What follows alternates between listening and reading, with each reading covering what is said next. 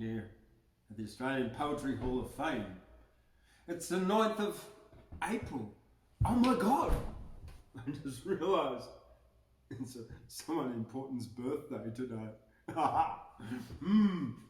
Well, yeah, you just saw that one come over me like a dawning in the morning. Well, sound the warning. Boom! Thundercloud. Hey, it's Chillin Tuesday. Yeah, the 9th of April, 2024. Yeah. And what have I got for you tonight here on Chillin Tuesday? Poetry, of course. I'm Thundercloud. Yes, of course, Mum calls me James.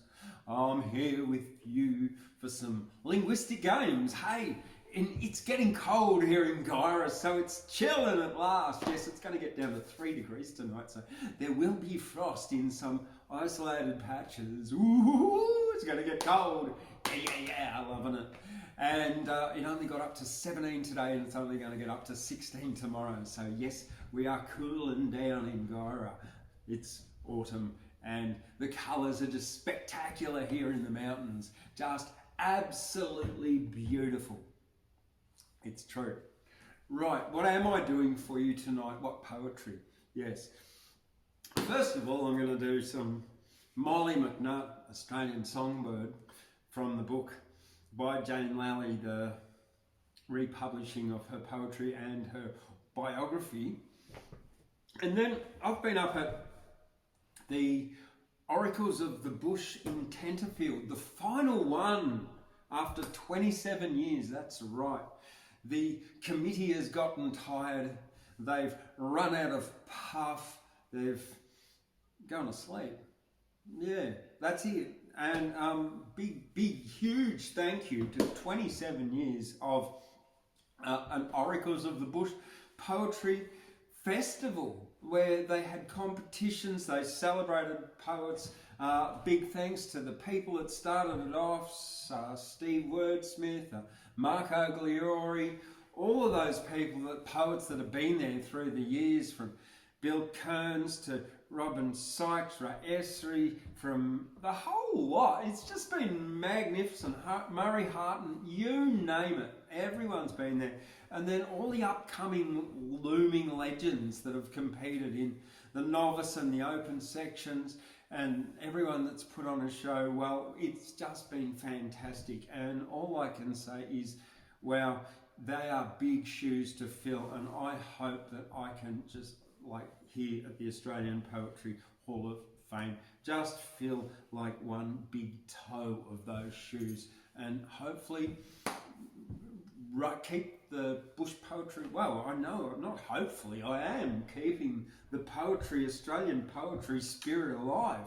Goodness gracious, if anyone's doing as much as anyone in this country for poets, it's got to be me.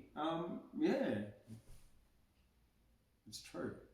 Well, I work 100 hours a week here at least, you know, I live here 6 days a week plus the day off. Anyway, here I am recording Chillin Tuesday because I love poetry. Yeah, that's it. And the other one I was going to say is this one that was published in 2021, an anthology of traditional bush poetry edited by Mel and Susie, Melanie Hall and Susan Carcary. Australia's Beating Heart. It's an anthology of traditional bush poetry, but it's like no other that I've got in the library here. And so I was really happy to pay $40 for it. It is just full of these beautiful pictures, they're like that, of Australia and Australiana and different stuff over the time, and it is just a beautiful book, and it has also been very well selected. Now, as an aficionado of poetry, of Australian poetry, someone who knows a little bit, or more than a little bit, more than most people probably, but not as much as some, certainly, I really do appreciate this because I have read a lot of the traditional Australian bush poetry, and this is a really lovely selection, and it's a very, not just your banjo and your Henry Lawson, of course they're in there, but another wider range of poets. So I really do have to congratulate Mel and Susie for the fantastic effort they've done. Now, I'll put a link to buy this book in the description below, and you can look it up, because I do highly recommend it for a nice introductory anthology of traditional bush poetry, I would say. An introductory, because it's broad, it's not overly, it doesn't have a great deal of poems in it. It's just like, it's only 240 pages, and that's including the poet biographies, but there is a poet biography index too. So it's a beautiful book. It's a soft cover, but it's got this lovely textured cover on it, which is really nice to hold in the hands. But that's not what I'm doing first, and I'm going to start off with Australian Songbird, Mollie McNutt, Poetry and Prose, published by Jane Lally in 2019. And I'm selling that here at the Australian Poetry Hall of Fame. You can just contact me if you'd like it. Yeah, just contact me. You know, you can Google it. You can Google my contact details. Yeah, sure. While I'm at it, these beautiful merchandise here, the Australian Poetry Hall of Fame mugs, are available on australianpoetryhalloffame.com.au under the store tab. Or there's also merchandise which supports the Australian Poetry Hall of Fame on meanwhileinaustralia.com. Yeah, that's it. Meanwhileinaustralia.com. A whole bunch of t-shirts, and it all supports this place, Australian poetry.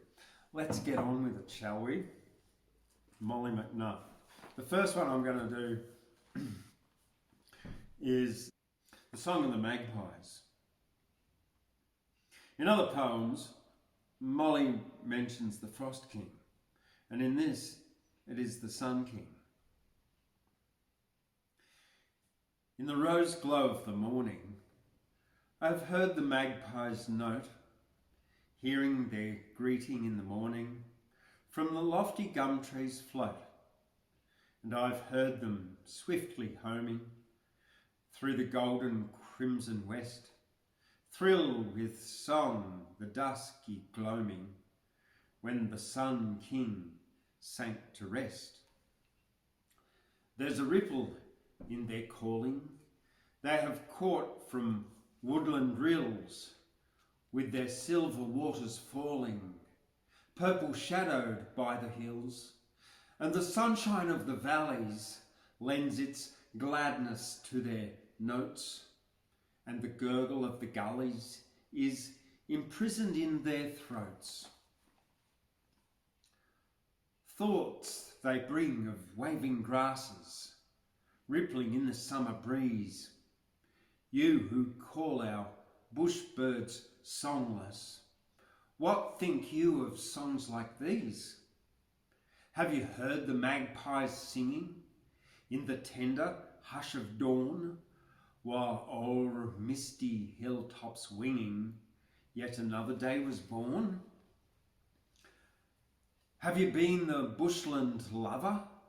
Have you felt the glamour spell, that she winds and weaves forever o'er the hearts that love her well? Have you heard the magpies calling in the range's gathering gloom, where mid-velvet darkness falling, gums and wattle shed perfume?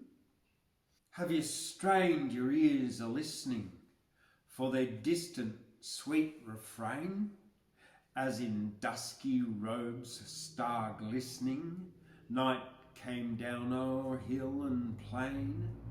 Then perhaps you'd own the sweetness of their dear wild gurgling call, for its memory twined completeness is for bushfolk after all. And that was published in 1921, The Song of the Magpies, in the Albury Banner and Wodonga Express, New South Wales, which ran from 1871 to 1938. And that was published on the 10th of June on page 13, and you can find that in Trove. The next one by Mollie McNutt, King of the Frost. Through sapphire dusk of starry skies, all noiselessly the Frost King hies, unseen unto the world below, his elfin handiwork to show. And where the brown earth shivering grieves, a glistening mantle for her weaves, of dewdrops fashions diamond dust, and shakes it with a golden gust, of wintry wind across her dress, of gleaming ice blue loveliness. For jewels, icicles he'll give, where water sprites imprisoned live. He lays his fingers on the rills, and all their laughing music sills. Then our window panes, I ween, the royal artist's touch is seen. The world of white which he hath made, in duplicate for us arrayed, of hill and dale and mountain lake, and forest trees and thorny brake. But soon his busy reign is o'er, till night shall spread her wings once more. The wonder web he wrought with toil becomes the saucy sunbeam's spoil, yet still he smiles in calm content to know in Arctic realms are pent his towering strongholds, glistening cold, with all their wonders manifold, where even seas are frozen dumb, and half the year ne'er knows the sun. And that was published by Mollie McNutt in Songs of the Bushland in 1918. So yeah, Australian Songbird by Mollie McNutt, that's available here from the Australian Poetry Hall of Fame in Guyra. What have we got coming up? Well, this Friday night, we've got Songs from the Porch of Life. The wonderful songwriters and song people, Pam Hatter and Jeff Paul, are coming from Kyogle. It starts at 6:30 and goes to 9:30. There'll be meals available, and tickets are only $15 or $10 if you're a concession. This is this Friday night, the 12th of April. Then on the 3rd of May, wow, this is really exciting. We've got Melody d'Amour, which is a Neapolitan tenor. Neapolitan, that means is from Italy, an Italian tenor. Raphael Pierno, accompanied by Melissa Buchholz on the keyboard. That will be a special night, the 3rd of May. You can see that tickets that on our website and on our Facebook page as well, like most of the things are. Then I'm really excited to announce that somewhere in June we've got Ash Grumwold coming here. That's still not totally confirmed yet, but it's a thing. Ash Grumwold, yeah, that's right.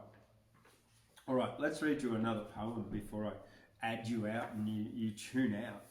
Well, this is the Australia's Beating Heart book that I'm going to read now.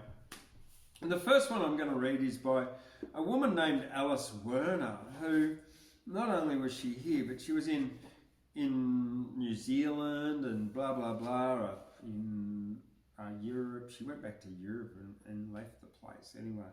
But doesn't matter, she wrote something lovely while she was here. She was born in 1859. She lived in New Zealand, Mexico, US, Europe as a child before settling in England. And yeah, later on, and also out it is somewhere. Anyway, she wrote this called Bannerman of the Dandenong. I rode through the bush in the burning noon over the hills to my bride. The track was rough and the day was long, and Bannerman of the Dandenong, he rode along by my side. A day's march off my beautiful dwelt by the Murray streams in the west, lightly lilting a gay love song, rode Bannerman of the Dandenong, with a blood-red rose in his breast. Red rose, red of the western streams, was the song he sang that day. Truest comrade in hour of need, by Mathena his peerless steed, I had my own good grey. There fell a spark on the upland grass, the dry bush leapt into flame, and I felt my heart go cold as death, and Bannerman smiled and caught his breath. But I heard him name her name. Down the hillside of the fire floods rushed on the roaring eastern wind. Neck and neck was the restless race, as ever the bay mare kept her pace. But the grey horse dropped behind. He turned in the saddle. Let's change, I say. And his bridle rein he drew. He sprang to the ground. Look sharp, he said, with a backward toss of his curly head. I ride lighter than you. Down and up it was quickly done. No words to waste that day. Swift as a swallow she sped along, the good bay mare from Dandenong, and Bannerman rode the grey. The hot air scorched like a furnace blast. From the very mouth of hell, the blue gums caught and blazed on high like flaming pillars into the sky. The grey horse staggered and fell. Ride, ride, lad, ride for a sake, he cried, into the gulf of flame.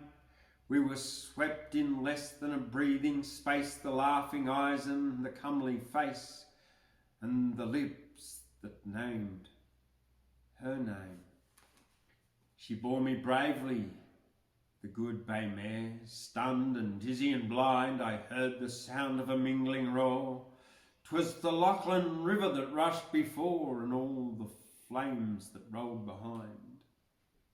Safe, safe at Namura gate I fell and lay like a stone.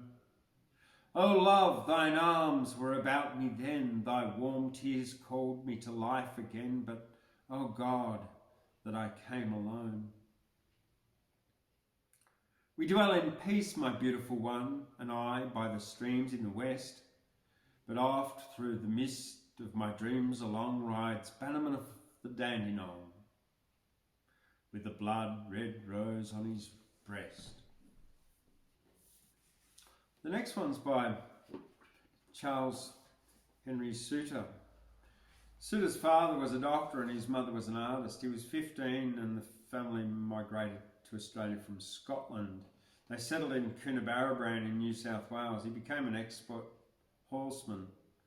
Went back to Scotland in 1862. He married there and brought his wife back to Australia, and she died soon after childbirth in 1889. He then took a job as a ship's surgeon on a vessel travelling to Hong Kong, finally returning to Australia 2 years later. He first contributed to the Bulletin in 1896 under the pen name Neil, or sometimes Dr. Neil. He published 4 collections of verse between 1912 and 1935. And the one I'm reading you is Shifting Sand. CharlesHenry Souter. Do you see that post sticking in the sand? Just the point of it, a poking through the sand. Me and Madge put in that fence. Yeah, we should have had more sense. He was young, you see, and didn't understand. 20 years come next November we began. There was nothing here but scrub when we began. Sold the farm on Dingo Flat and put all we had in that into blasted shifting sand and take all pan. Here, this paddock. Which? Why, where you standing now? Oh, it was one, though you wouldn't think so now. Well, we grubbed it nice and neat, and we put it in with wheat. And we didn't reap enough to feed a cow. In the early spring, the sand began to shift. In a norther, have you ever seen it shift? Well, it all went in a night. Not a blade was left in sight. When we came to look next morning at the drift. Round the back there, by the stunted pepper trees, hardly anything will live here but them trees. Madge is lying there asleep, with the sand above her deep, deep and loose enough to sink you to your knees. Many other things are buried on the land, things you can't get back from any kind of land.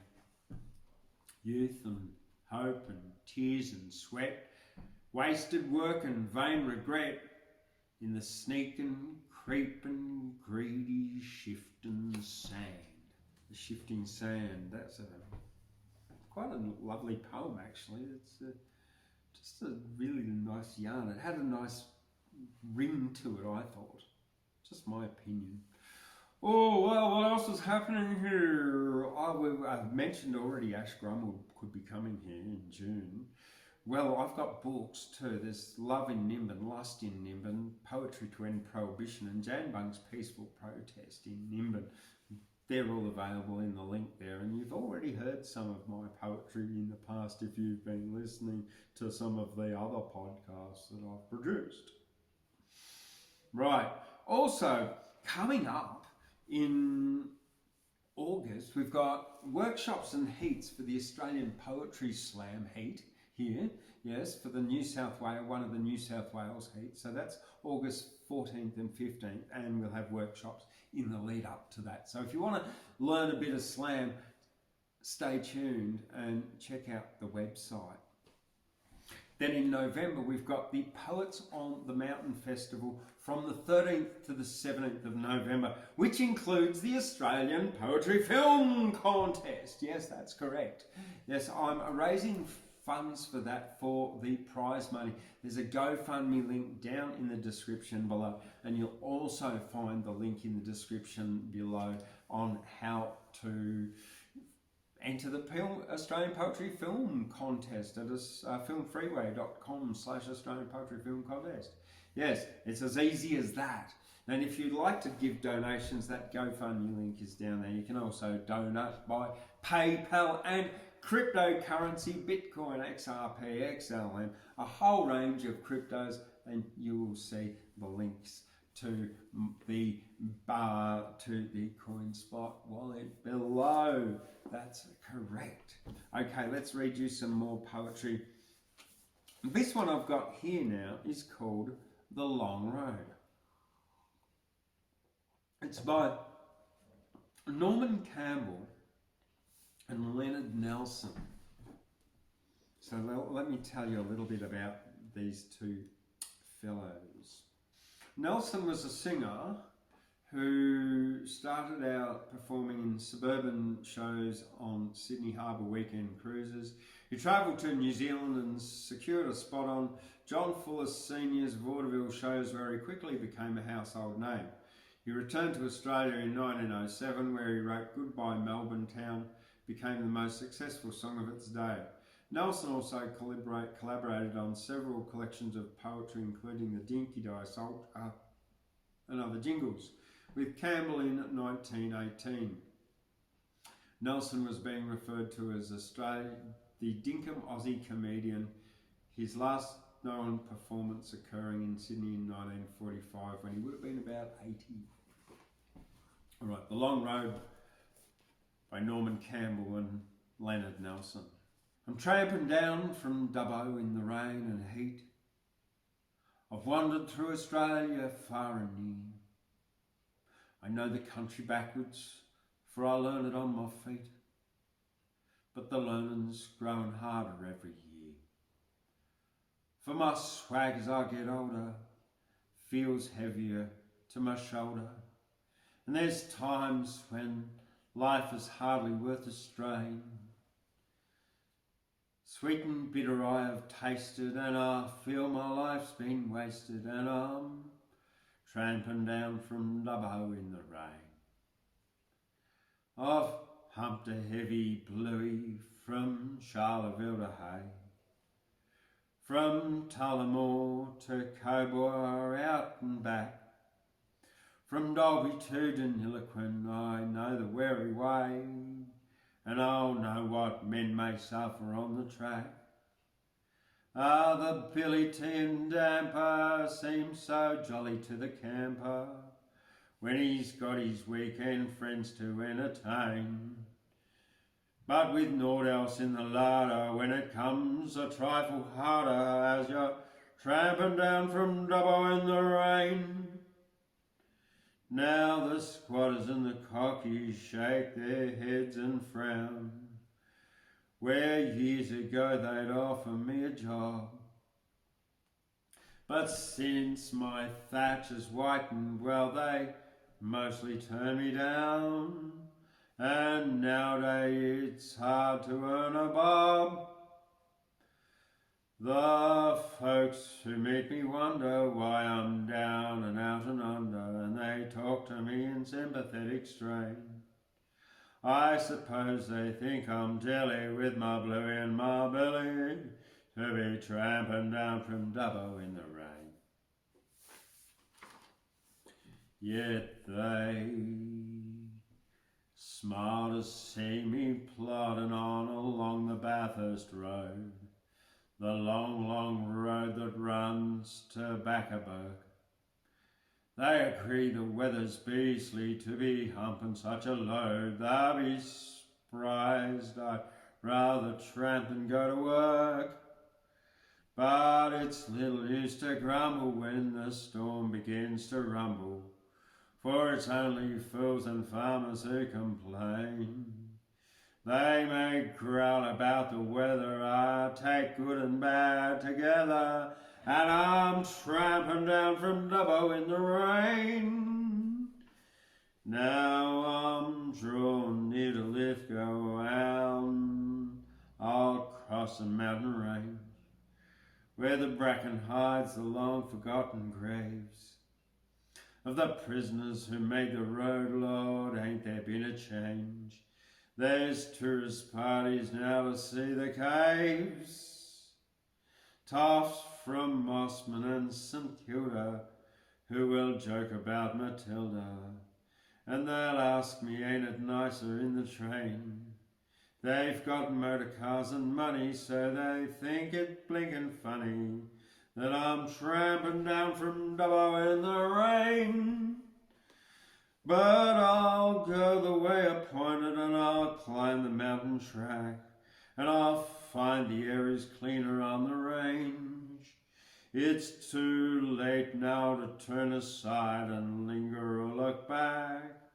It's much too late for me to make a change, and it's little I am caring for the bitter swag I'm bearing.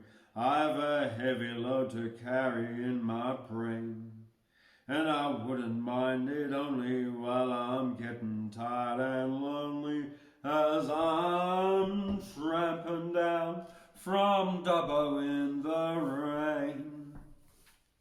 Well, there you go. Hey, don't forget every Wednesday night here is Wednesday Words open mic night, but it's not just open mic poetry, it's comedy and music. So if you're a musician or a comedian, you do stand-up or poetry, of course, spoken word, come on down. 6:30 it starts, but we do meals from 5:30 to 6:30 in the beautiful Seahorse Medicine Cafe, cooked by yours truly. Oh, there's specials every day. Yeah, check it out. The next one I've got for you is Vandal by Mary E. Fullertonp. Now, Mary Fullertonp was born in 1868 and passed away in 1946. By the early 1900s, she was a prolific contributor of poetry and stories and articles to periodicals such as the Bulletin and the Australian Town and Country Journal. She was active in the women's suffrage movement and contributed articles to feminist issues in Ross's Monthly and the Victorian Socialist.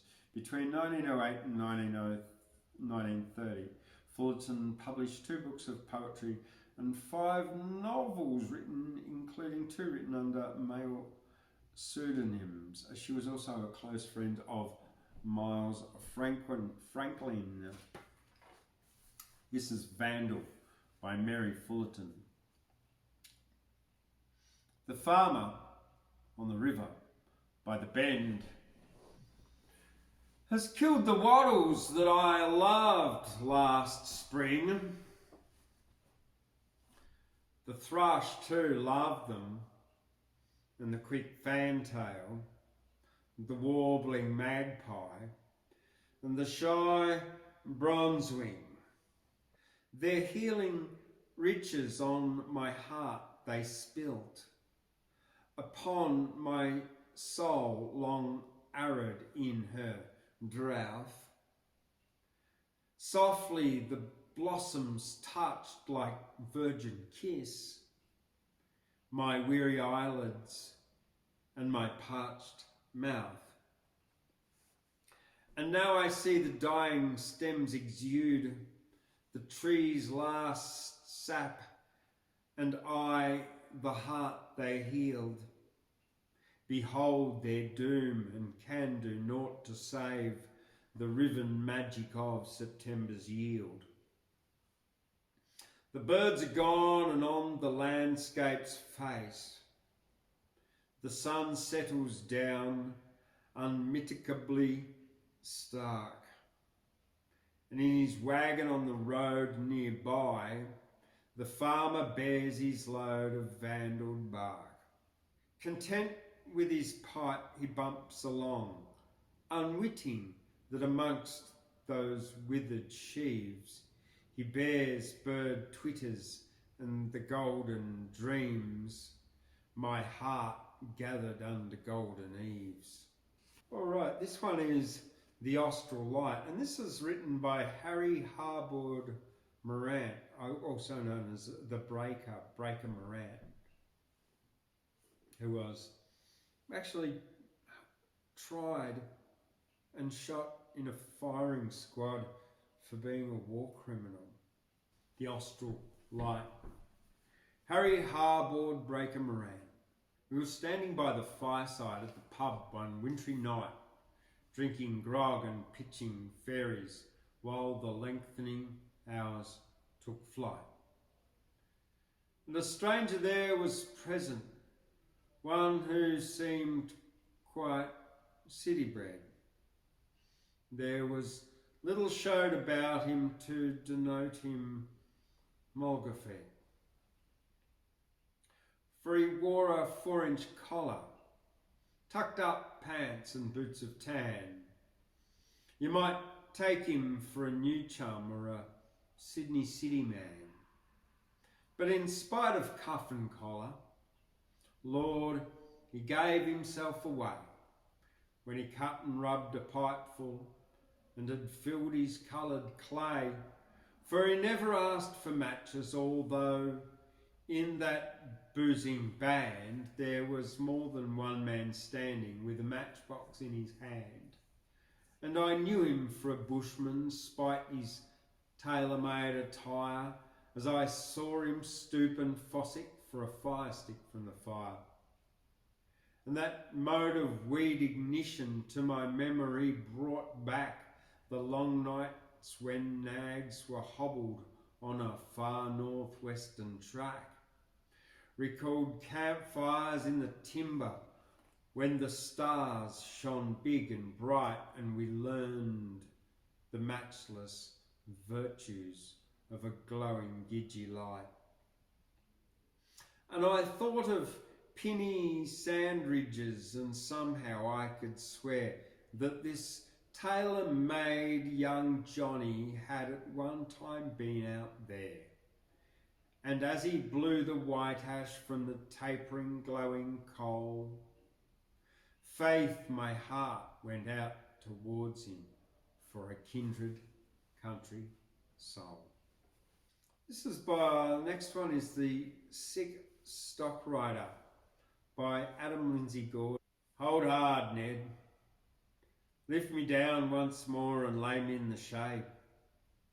Old man, you've had your work cut out to guide both horses and to hold me in the saddle when I swayed. All through the hot, slow, sleepy, silent ride. The dawn at Murrabinda was a mist wracked, dull and dense. The sunrise was a sudden, sluggish lamp.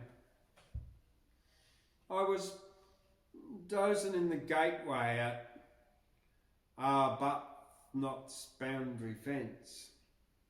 I was dreaming of the limestone cattle camp.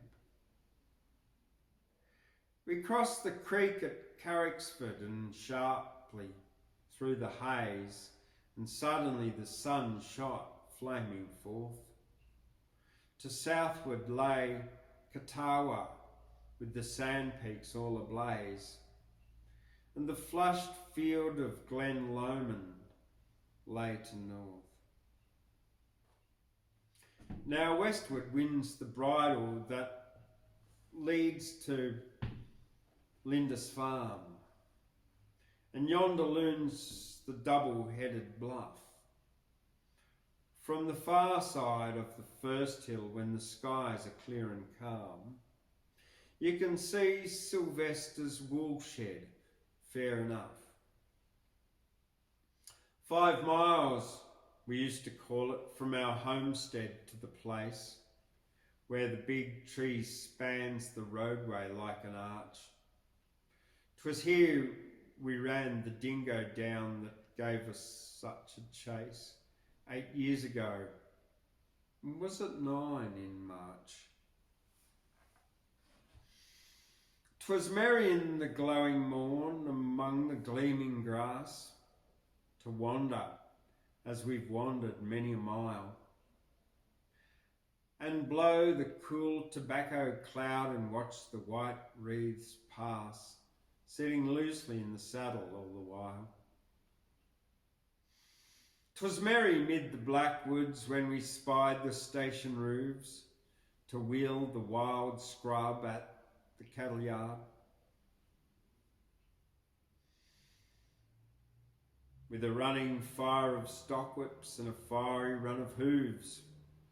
Oh, the hardest day was never then too hard. Hey, we had a glorious gallop after Starlight and his gang when they bolted from Sylvester's on the flat. How the sun-dried reed beds crackled and the flint-strewn ranges rang to the strokes of mountaineer and acrobat. Hard behind them in the timber, harder still across the heath. Close behind them, though, the tea-tree scrub weed dashed. And the golden-tinted fern leaves, how they rustled underneath, and the honeysuckle osiers, how they crashed. We led the hunt throughout, Ned, on the chestnut and the grey, and the troopers were 300 yards behind. while we emptied our 6-shooters on the bush rangers at bay in the creek with stunted box tree for a blind. Then you grappled with the leader man to man and horse to horse, and you rolled together when the chestnut reared. He blazed away and missed you in that shallow watercourse, a narrow shave. His powder singed your beard. In these hours when life is ebbing, how those days when life was young come back to us, how clearly I recall. Even the yarns Jack Hall invented and the songs Jem Roper sung. And where are they now, Jem Roper and Jack Hall?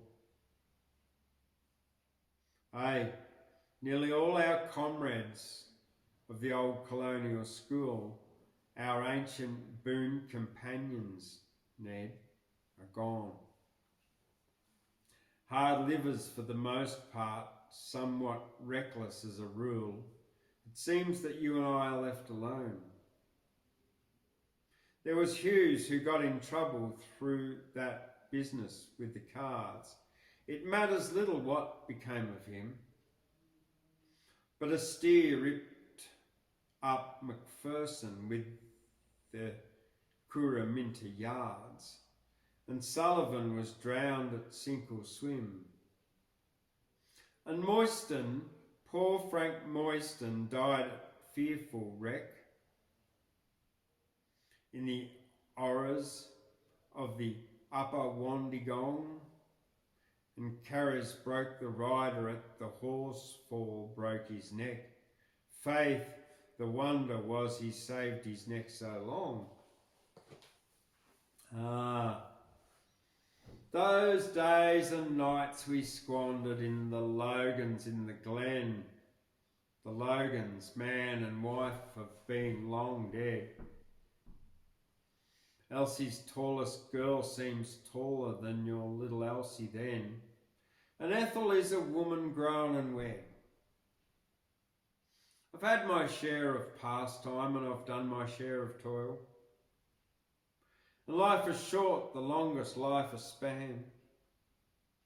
I care not now for tarry for the corn or for the oil, or the wine that makes glad the heart of man. For good undone and gifts misspent and resolutions vain, 'tis somewhat late to trouble, this I know. And the chances are I go to where most men go. The deep blue skies wax dusty and the tall green trees grow dim.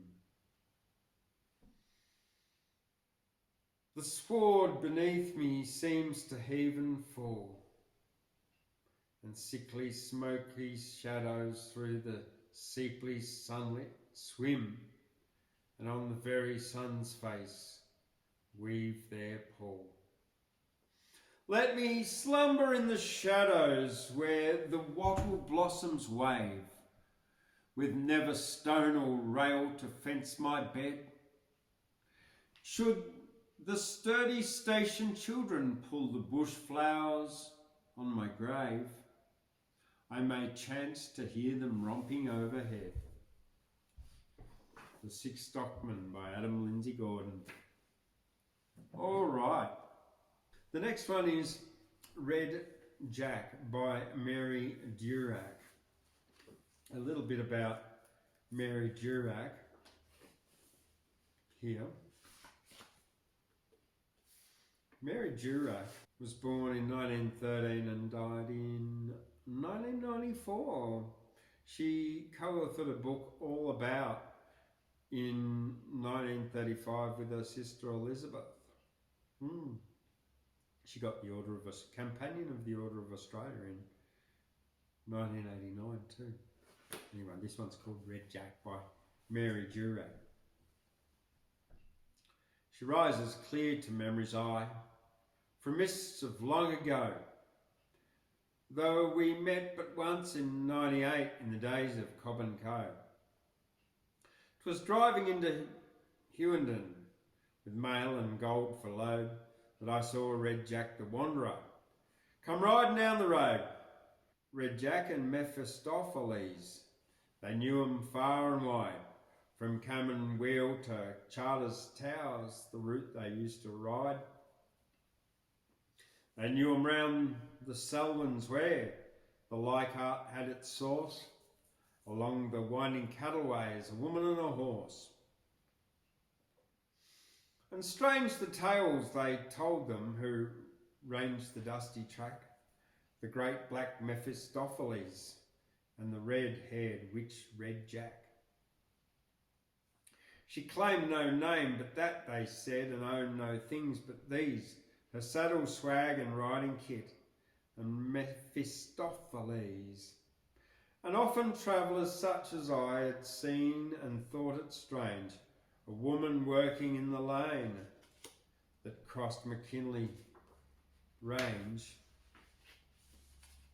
had seen in the dreary wake of stock upon the panes, her brown hand quick upon the whip and light upon the reins, and milling cattle in the yard amidst the dull foul air, with rope and knife and branding iron, a girl with glowing hair. Red Jack's as good as any man the settlers used to own, and some bold spirit sought her hand, but Red Jack rode alone. She rode alone, and wise men learned to set her virtue high. To weigh with skill she plied her whip with the hardness of her eye. I saw Red Jack in '98, the first time and the last, but her face brown, gaunt, and her hair red bright still haunt me from the past. The coach drew in as she rode in sight. We passed the time of day, then shuffled out the mail she sought, and watched her ride away. And oh, her hair was living fire, but her eyes were cold as stone. Red Jack and Mephistopheles went all their ways alone. Well, I did say I was going to do one by Henry Lawson, but I am going to do one by his mum, Louisa Lawson. The Old Brown Hen by Louisa Lawson is Henry Lawson's mum. The bane of my life is an old brown hen. You never know where you will find her or when. She's all day longs on her wings or her feet, tormenting the neighbours or out in the street. There never was fence built so high it could pen, or keep out of mischief, that old brown hen. She scratches the flower birds, takes out the seed, then gets in the manger and scatters the feed. She wakes up the baby and flies at the cat, and tears like a fury the fibre doormat. Sometimes I could kill her in cold blood, but then she lays a fine egg, does the old brown hen. She upsets the dust box, she fills up the sink, then leaves on the white step a footprint like ink. She makes me so angry, the bird I could choke. I chase her with pot sticks and pelt her with coke. But would you believe it, 9 times out of 10 she dodges them all, does the old brown hen. No beauty or breed has the old brown hen. She's never set foot in a fancier pen. Her breast has no feathers, her tail is awry, and sometimes I think she's blind of an eye. Nobody would steal her, that's certain, but then they don't know her value, the old brown hen. She's laying or hatching the whole year round. She nests in the long grass and sits on the ground. And though she's a terror and so full of tricks, I do not get eggs, I'm sure to get chicks. She never once brought out chicks fewer than 10. She pays for a keep, does the old brown hen. Yep. All right. Next one. Why Doherty died by Thomas Spencer. It was out on the Bogan, near Billabong Creek, where the sun shines like brass 7 days in the week, where the buzzing mosquitoes annoy you all night, and the blowflies come waking you up at daylight, where the people get weary and sad and forlorn, till they wish they had died long before they were born. There's a flat near the river, I knew the place well, for 'twas here Dinny Doherty kept the hotel. Dinny Doherty died. 'Twasn't easy to say, just the cause of the trouble that took him away. If 'twas measles or whooping cough, croup or catarrh, or the things doctors pickle and put in a jar. Not a doctor was nigh when he came by his death, so we reckoned he just died through shortage of breath. We didn't know how these fine points to decide. What we did know for certain was Doherty died. The coroner came up from Bottlenose Flat, and 12 of us with him on Doherty sat. The heat was intense, there was whiskey galore. When we finished, we weren't as wise as before. We were roasting, yet there was a smile on his face. Lay poor Dinny, the only cool man in the place. Yet divil a one in the crowd could decide or even imagine why Doherty died. The old pub, it seemed lonesome when Dinny was gone, lavin poor Kitty Doherty grieving alone. Every time that I called, she cried, "What'll I do? Dinny, darling, come back to me, Cushla. Faith, it's lonely I am today, Dinny-ish Thor. Don't be saying you're dead, that I'll see you no more." When I tried to console her, she bitterly cried, "I have no one to love me since Doherty died. I keep pining," she says, "till I'm mere skin and bone." Poor Kitty, she only weighed 17 stone. "Sure, life without love is like bread without yeast."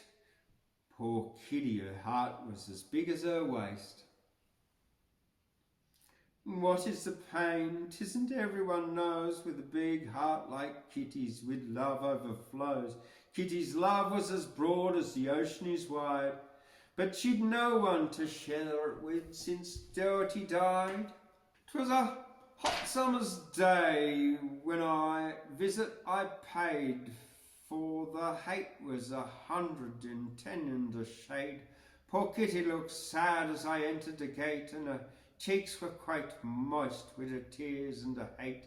But 'twas cosy she looked as she sat at the bar, and I whispered, "Poor girl, is it lonely you are?" "But damn lonely's no name for it," Kitty replied. "I'm just fretting me heart out since Doherty died." Then says I, "Faith, this isn't the weather to fret," and I wiped her plump cheeks that were clammy and wet. "Sure, Kitty," says I, "you must hold up your head, for the world isn't empty if one man is dead. To be living and pining alone's a disgrace. Can you find no good man to take Doherty's place?" Then she smiled through her tears, and she said as she sighed, "Oh, the good men are scarce since poor Doherty died." "Look," said I, "to talk that way is fiddle-de-dee. There are good men left, Kitty. What about me?" Then before you said Jack, o'er the bar she had leapt, and she flung herself onto me bosom and wept. 'Twas in vain that I tried to get out, to get cool. She was harder than shift, than a big bale of wool. And I thought as she lay on me bosom and cried, "Faith, 'tis now I know why poor Dotty died." Oh, that's a funny one. All right, the next one. A Matter of Knack by W.T. Goodge. Jock Macpherson was a person who was boastful in conversing, but respectful and ponderous and dignified withal. Con McCarty was a party who was something of a smarty, and beside the big Macpherson looked particularly small, but Cornelius McCarty, he was artful after all. When Cornelius McCarty thought Macpherson was his dart, he made a wager he could carry him a mile along the track, which, considering Macpherson was a very weighty person, was a risky undertaking for McCarty's little back, but Cornelius protested. It depended on the knack. "Take your coat off," called McCarty, and Macpherson gave a starty. Hadn't bargained for proceedings the reverse of dignified, but he felt he had the best of the arrangement. "Take your vest off," said McCarty, and Macpherson very graciously complied. It was in the private parlour, and the crowd was all outside. "Take your boots off," said McCarty in a cheerful tone and hearty, but Macpherson he objected that the crowd would see his toes. Said McCarty, "See, Macpherson, there ain't any sense in cursing. Take your boots off, I don't reckon to be handicapped with those. I am not the sort of juggins you apparently suppose." This Macpherson's wrath arouses, but he said, "I'll keep me trousers." "Not a trouser," said McCarty, "or to me the wager goes. The conditions you reverse and I will carry you, Macpherson, but the wager doesn't say a blessed word about your clothes."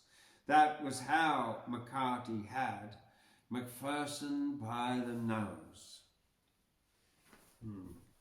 How about that? A Matter of Knack by W.T. Goodge. Said Hanrahan by Patrick Hartigan, also known as John O'Brien. "We'll all be ruined," said Hanrahan in accents most forlorn. Outside the church ere mass began one frosty Sunday morn. The congregation stood about, coat collars to the ears, and talked of stock and crops and drought as if it had done for years. "It's looking crook," said Daniel Croak. "Bedad, it's crook, my lad. For never since the banks went broke has seasons been so bad." "It's dry all right," said young O'Neill, with which astute remark he squatted down upon his heel and chewed a piece of bark. And so round the chorus ran, "It's keeping dry, no doubt. We'll all be ruined," said Hanrahan, "before the year is out. The crops are done, you'll have your work to save one bag of grain. From here way out to Baccaburk, they're singing out for rain." "They're singing out for rain," he said, "and all the tanks are dry." The congregation scratched his head and gazed around the sky. "There won't be grass in any case enough to feed an ass. There's not a blade on Casey's place as I came down to mass. If rain don't come this month," said Dan, and cleared his throat to speak. "We'll all be ruined," said Hanrahan, "if rain don't come this week." A heavy silence seemed to steal on all at this remark, and each man squatted on his heel and chewed a piece of bark. "We want an inch of rain, we do," O'Neill observed at last, but croak maintained we wanted to put the danger past. If we don't get 3 inches, man, or 4 to break this drought, we'll all be ruined, said Hanrahan, before the year is out. In God's good time, down came the rain, and all the afternoon on iron roof and window pane it drummed a homely tune. And through the night it pattered still, and lightsome, gladsome elves on dripping spout and window sill kept talking to themselves. It pelted all day long, a singing at its work, till every heart took up the song, way out to Backaburk. In every creek a banker rang, and dams filled over top. We'll all be ruined, said Hanrahan, if this rain doesn't stop. And stop it did in God's good time, and spring came in twofold, a mantle o'er hills sublime of green and pink and gold. And days went on by dancing feet, with harvest hopes immense, and laughing eyes beheld the wheat knotting o'er the fence. And oh, the smiles on every face, as happy lad and lass through grass knee deep on Casey's place went riding down to mass. While round the church enclosed genteel discoursed the men of mark, and each man squatted on his heel and chewed his piece of bark. There'll be a bush fires for sure, me man, there will without a doubt. We'll all be ruined, said Hanrahan, before the year is out. All right. If you like this, why don't you give it a thumbs up and subscribe so you get informed of more videos when they're coming up. All right, I'm Thundercloud. That's Chillin Tuesday on the 9th of April from the Australian Poetry Hall of Fame. I'm washing away the garbage, leaving rainbows after rains. We've had some fun, some linguistic games.